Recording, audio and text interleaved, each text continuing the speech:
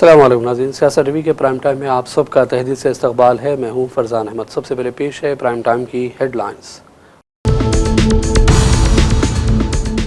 तेलंगाना के नए chief secretary Sanjay Jaju की चीफ मिनिस्टर रेवंत रेड्डी से मुलाकात, 8 चार्ज संभाल लिया।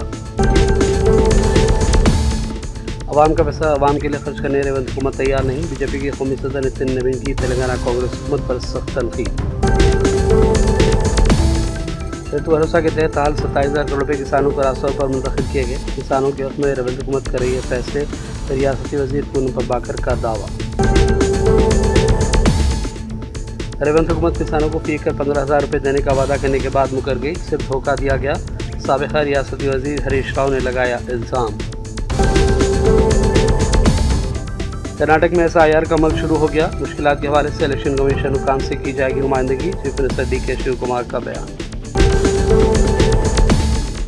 ईरान के जौहरी हथियारों के खत्म के हवाले से इजलास कतर में होगा, अमेरिकी सदर ट्रंप का ऐलान, ईरान की जानिब से कोई तस्दीक नहीं। और गजा में जालिम इसराइली फौज की जानिब से बेघर फलस्तीनियों का कत्लेआम जारी, ताज़ा हमले में 1 साल के शेरखार बच्चे और 23 साला मां समेत 6 फलस्तीनी शहीद और दर्जनों हुए जख्मी। हेडलाइंस आपने देखी और पेश है खबरों की तफसीलात। शुरुआत करेंगे तेलंगाना की खबरों से।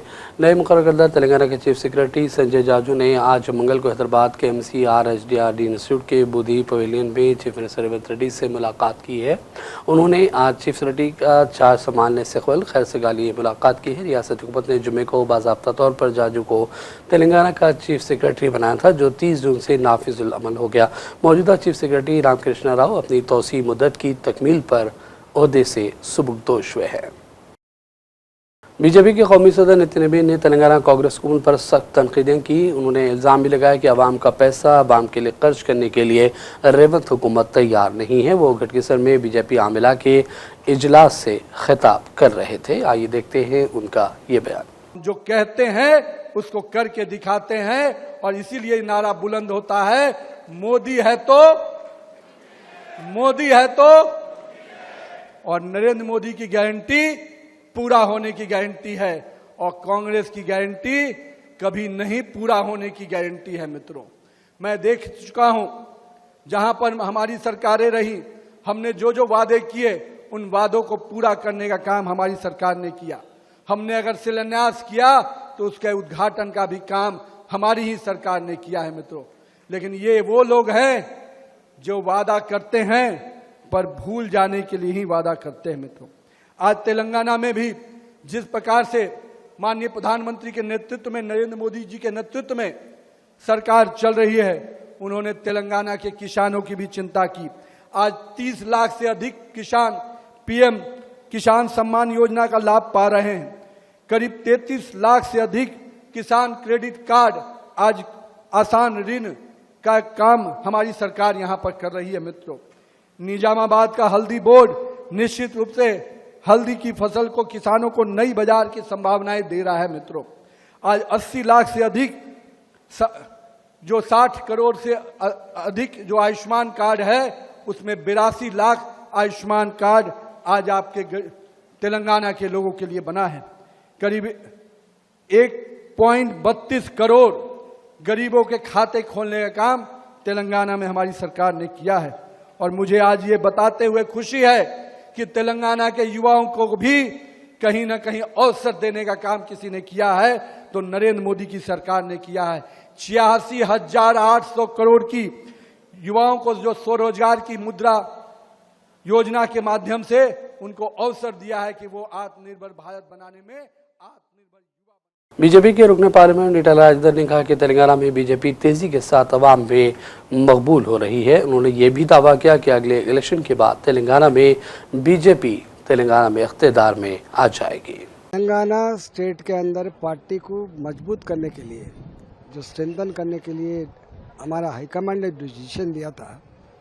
बंगाल इलेक्शन के बाद पहले नरेंद्र मोदी जी ने एक बड़ा पब्लिक मीटिंग लगाया था।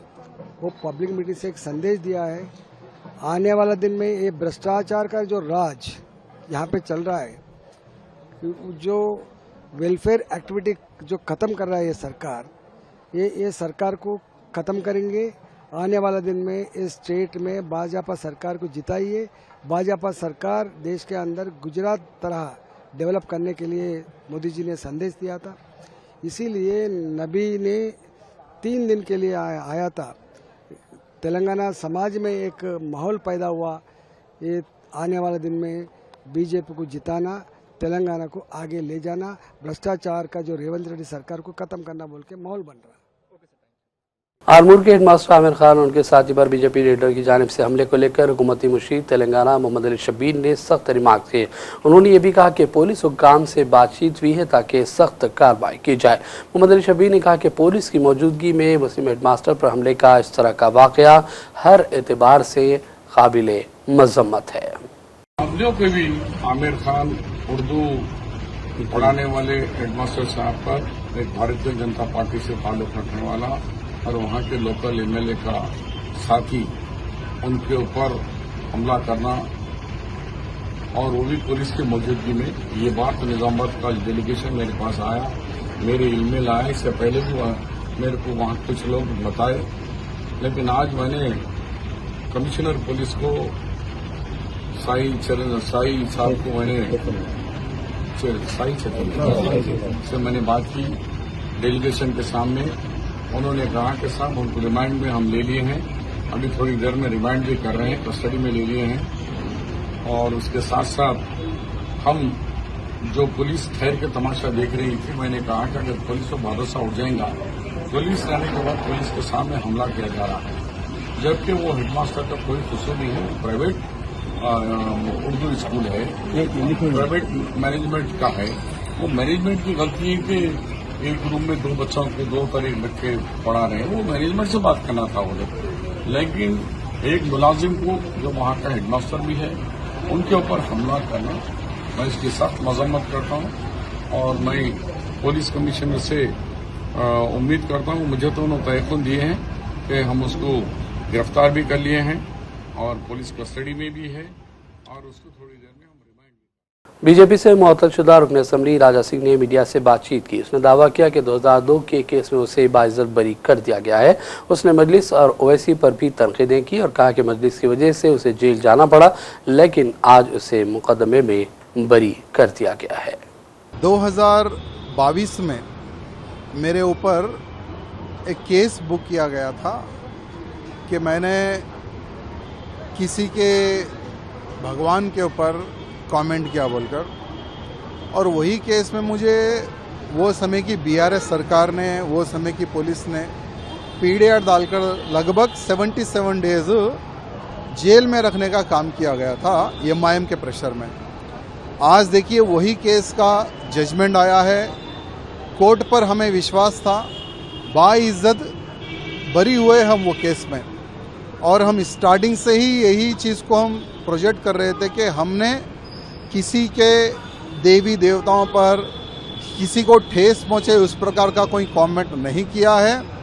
एक समय था हमने एक व्यक्ति के ऊपर कमेंट किया था, लेकिन कुछ सोशल मीडिया में और वो समय की बीआरएस सरकार ने एमआईएम के दबाव में आकर पूरा केस को मोड़कर हमारे ऊपर एक झूठा केस, वो समय पर अनेकों पुलिस स्टेशन में केस बुक करवाया था। तो वो समय के कमिश्नर जो आज के डीजीपी है सीवी आनंद जी ने पीडीआर डालकर 77 डेज जेल में रखने का काम किया था।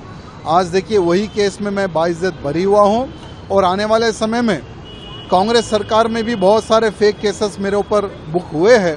आने वाले समय में हर वो केस में बरी होऊंगा, ऐसा मुझे विश्वास है। रियासती वजीर पूनम बाकर ने दावा किया कि रियासती कांग्रेस हुकूमत किसानों के हक में बेहतर फैसले कर रही है। उन्होंने कहा कि रद्द भरोसा के तहत ताहाल 27,000 करोड़ रुपए किसानों को रास्त तौर पर उनके अकाउंट्स में मुंतकिल किए गए हैं। రైతు భరోసా కార్యక్రమాన్ని ప్రారంభం చేస్తా ఉంది। ఈ సందర్భంలో కొంత ప్రతిపక్షాలు చాలా పెద్ద పెద్ద మాటలు మాట్లాడుతున్న సందర్భంగా మీరు ఎన్రోల్ చేస్తున్నారు, మీరు దాని మీద ఆర్భాటం చేస్తున్నారు అని చెప్పే పరిస్థితి సందర్భంగా మీ అందరికీ వాస్తవాలు, ఇదంతా కూడా అఫీషియల్ డాక్యుమెంట్, ప్రభుత్వాలు మారినా ఈ రికార్డులు అనేటువంటి యథావిధంగా కొనసాగుతాయి। వాళ్ళు రైతు బంధు 2018-19లో ప్రారంభం చేసినాడు। వానాకాలం టైంలో 4,000 రూపాయలు మొదటిసారి ఇచ్చి ఎన్నికల సమయంలో ఓట్లకు పోయేటప్పుడు గనగన ఎస్ఎంఎస్ మోగించినటువంటి పరిస్థితి తెలుసు మీకు. దాని తర్వాత అప్పుడు ఇచ్చినప్పుడు 4 నెలలు 5 రోజులు ఇచ్చారు. వానాకాలంకు సంబంధించి 2018-19లో వాళ్ళు రైతు బంధు మొత్తం రైతులకు జమ చేసినటువంటి పట్టిన సమయం 4 నెలల 5 రోజులు. దాని తర్వాత యాసంగిల 5 నెలల 11 రోజులు. 2019లో 4 నెలల 10 రోజులు. 2019-20 యాసంగిలో 1 నెల 19 రోజులు. 19 తారీఖు లోపల పార్లమెంట్ ఎలక్షన్ వచ్చినాయి కాబట్టి మళ్ళీ ఇక్కడ మళ్ళా 1 నెల 19 రోజులు వేసారు. తర్వాత 2020-21 వచ్చేటప్పుడు 5 నెలల 16 రోజుల టైం పట్టింది. మళ్ళీ 2021 యాసంగి వచ్చేటప్పుడు 2 నెలల 24 రోజులు వచ్చింది. 2021-22 10 రోజులు ఇచ్చిండ్రు. అప్పుడు ఆ రింగ్ రోడ్డుకు సంబంధించిన పైసలు రాగానే ఇచ్చేసారు. రింగ్ రోడ్డు ముందే 30 సంవత్సరాలకు అమ్మేసారు దాన్ని. దాని తర్వాత 21-22 యాసంగిలో 27 రోజులు పట్టింది. 2022-23 వచ్చినప్పుడు 2 నెలల 8 రోజులు. और उधर दूसरी जानिब साबिक़ा रियासती वज़ीर हरीश राव ने इल्ज़ाम लगाया कि रेवंत हुकूमत ने किसानों को फी एकड़ 15,000 रुपये देने के वादे किए और सिर्फ 12,000 रुपये ही जारी किए गए। उन्होंने भी कहा कि किसानों को राहत पहुँचाने के बजाय तेलंगाना कांग्रेस हुकूमत किसानों के साथ सिर्फ धोखाधड़ी कर रही है। ఇక రైతులకు వద్దాం. ఇవాళ రైతు వంచన సభ పెట్టిండు రేవంత్ రెడ్డి. అది ఆశీర్వాద సభ కాదు, రైతు వంచన సభ నా దృష్టిలో. రెండవది రైతు బంధు. ఏం చెప్పిందే రైతు బంధు? ఎన్నికల ముందు 15,000 చెప్పిందా? 15,000. మరి ఇచ్చింది ఎంత? 12,000. అవి ఎన్నిసార్లు ఇచ్చిండ్రు? ఒక పంట మొత్తానికే 9,000 ఎగ్గొట్టిండు. ఒక పంట 3 ఎకరాలే ఇచ్చిండు. ఒక పంట 2 ఎకరాలే ఇచ్చిండు.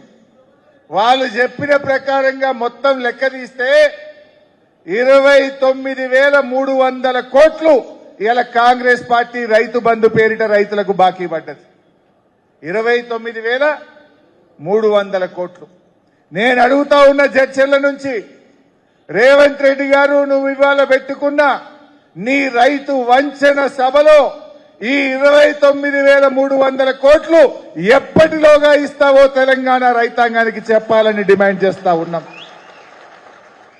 నువ్వు రైతులకు బాకీ పడ్డా ఈ 30,000 కోట్ల రైతు బంధు డబ్బులు ఎన్ని రోజుల్లోగా ఇస్తావో ఇవాళ రైతులకు చెప్పాలని తెలంగాణ రైతుల పక్షాన, బీఆర్ఎస్ పార్టీ పక్షాన ఇవాళ నేను రేవంత్ రెడ్డి గారిని అడుగుతా ఉన్నా.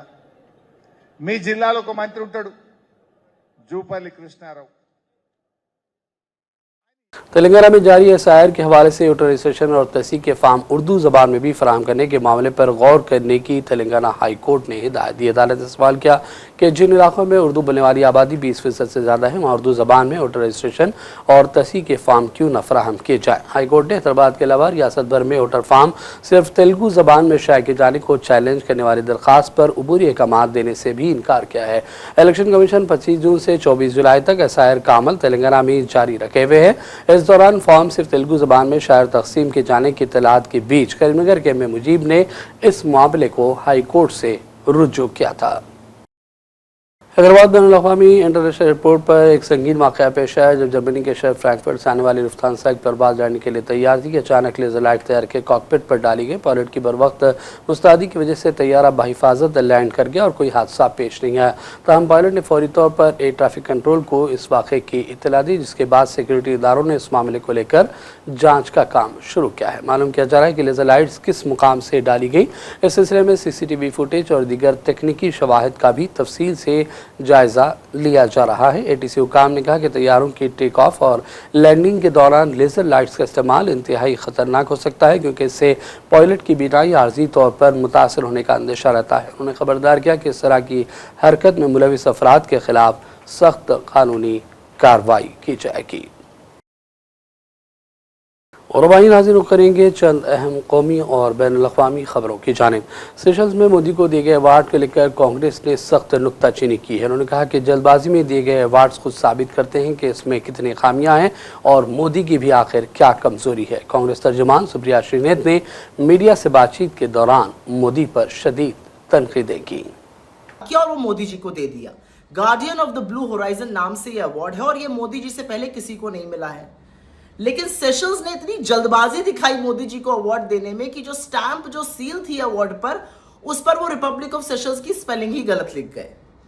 आपको याद होगा मोदी जी को अवार्ड का चस्का है। ऐसा ही एक अवार्ड लेने वो इजराइल पहुंच गए थे, जो ना उनसे पहले ना उनके बाद किसी को दिया गया। उसके 2 दिन बाद युद्ध शुरू हो गया था, मोदी जी को भनक ही नहीं थी। कुछ विदेशियों ने मोदी जी को एक फिलिप कॉटलर अवार्ड भी दिया था 2016-17 में। उसके पहले ना कि अवार्ड दिया गया था ना उसके बाद दिया गया। तो भक्त तो झूम रहे हैं खुशी से कि भाई मोदी जी को एक नया अवार्ड मिला, लेकिन वो ये नहीं समझते कि विदेशी ये समझ चुके हैं कि मोदी जी की कमजोरी क्या है। अवार्ड देने के नाम पर उनको मूर्ख बना लो, अपने देश बुला लो, जो कराना है कराओ। $175 मिलियन, करीब करीब 1500 करोड़ रुपए सेशल्स को आर्थिक मदद दी जाएगी, जिसमें से करीब करीब $125 मिलियन तो लाइन ऑफ क्रेडिट होगा, लेकिन $50 मिलियन एक ग्रांट होगा जो कभी वापस नहीं आएगा। तो दुनिया समझ चुकी है कि मोदी जी से अवार्ड के नाम पर क्या क्या कराया। कर्नाटक के chief minister D K. Shiv Kumar ने कहा कि रियासत के पहले नुमाइंदे के तौर पर इलेक्शन कमीशन हुकाम ने एसआईआर का अमल उनसे शुरू कर दिया है। उन्होंने कहा कि ऑनलाइन फॉर्म भरने में भी काफ़ी मुश्किलात पेश आ रही हैं, अवाम को सख्त दुश्वारियों का सामना है। याद रहे कि कर्नाटक में आज से एसआईआर का अमल शुरू कर दिया गया है। उन्होंने कहा कि मुश्किलात के हवाले से इलेक्शन कमीशन के हुकाम से नुमाइंदगी की जाएगी। आइए देखते हैं डी.के. शिव कुमार का ये बयान।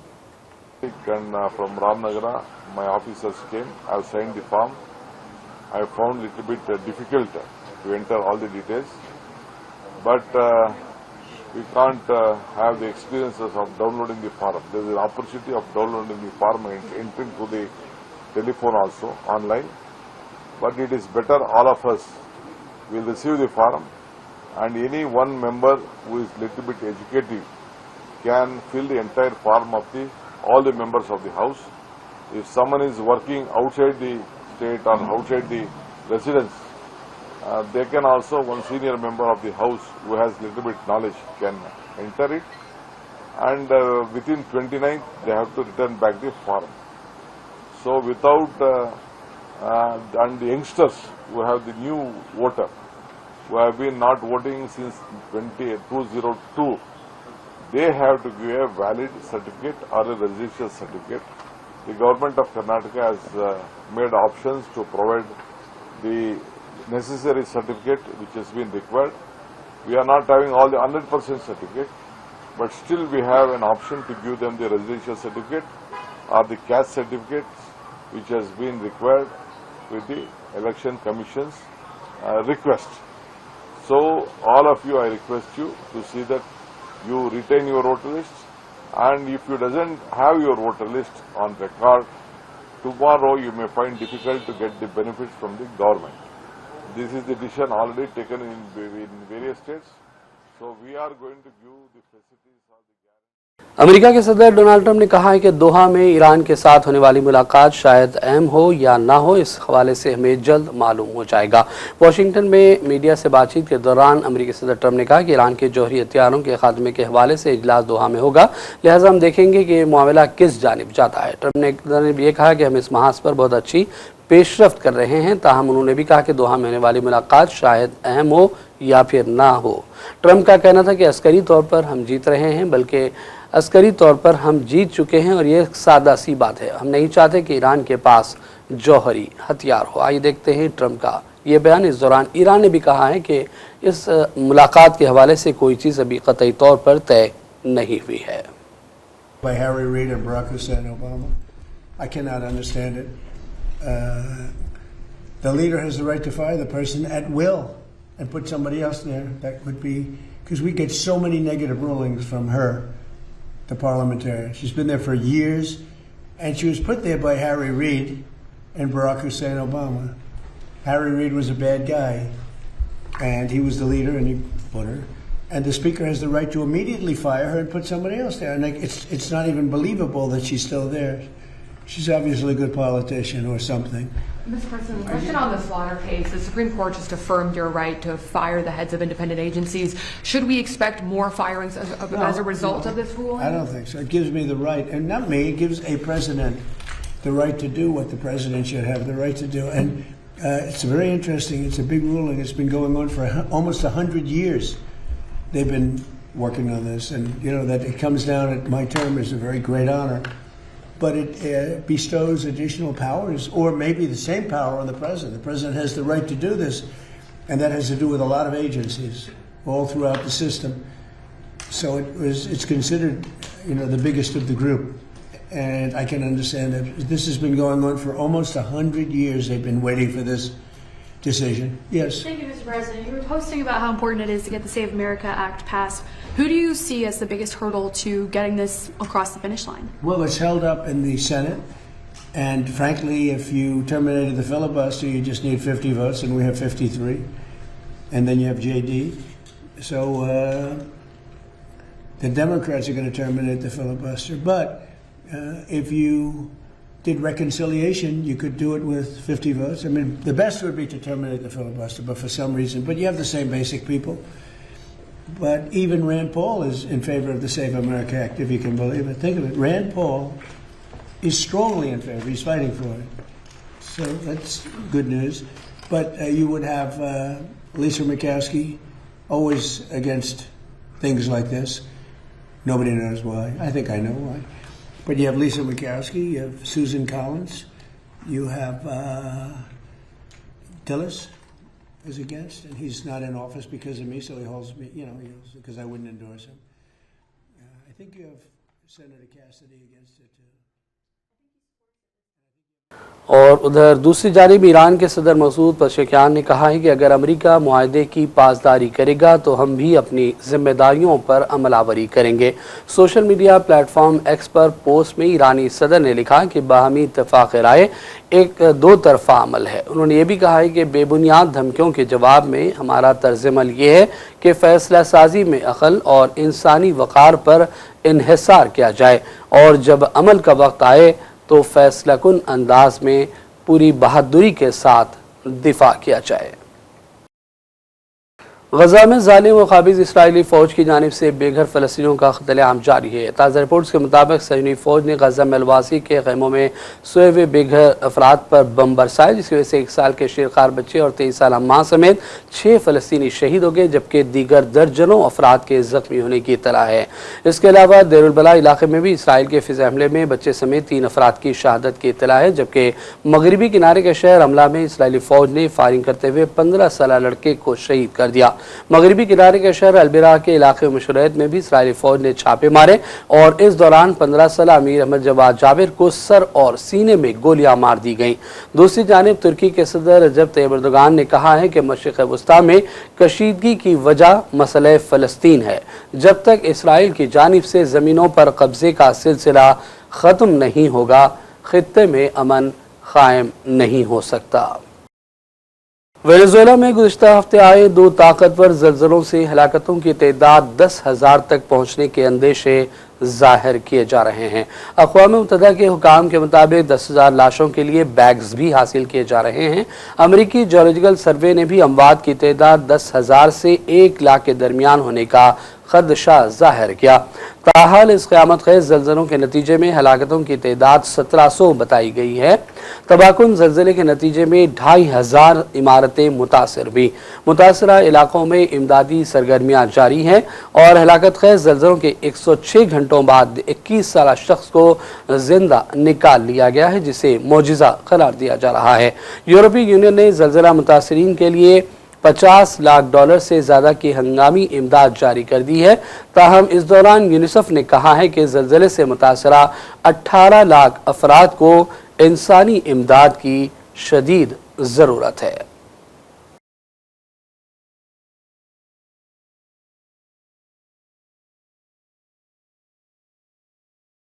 और अब आखिर में हेडलाइंस पर डालेंगे एक और नज़र। तेलंगाना के नए चीफ सेक्रेटरी सज्जद जाजू की चीफ मिनिस्टर रेवंत रेड्डी से मुलाकात, आज चार्ज भी संभाल लिया। अवाम का पैसा अवाम के लिए खर्च करने रेवंत हुकूमत तैयार नहीं, बीजेपी के कौमी सदर नितिन नवीन की तेलंगाना कांग्रेस हुकूमत पर सख्त तनकीद। ऋतु भरोसा के तहत हाल 27,000 करोड़ रुपये किसानों को रास्तों पर मुंतखब किए गए। किसानों के हक़ में रेवंत हुकूमत कर रही है फैसले, रियासती वजीर पूनम प्रभाकर का दावा। रेवंत हुकूमत किसानों को फी एकड़ 15,000 रुपये देने का वादा करने के बाद मुकर गई, सिर्फ धोखा दिया गया, साबिक़ा रियासती वजीर हरीश राव ने लगाया इल्ज़ाम। कर्नाटक में SIR का अमल शुरू हो गया, मुश्किलात के हवाले से इलेक्शन कमीशन हुकाम से की जाएगी नुमाइंदगी, chief minister DK Shiv Kumar का बयान। ईरान के जौहरी हथियारों के खात्मे के हवाले से इजलास कतर में होगा। अमेरिकी सदर ट्रंप का ऐलान, ईरान की जानिब से कोई तस्दीक नहीं।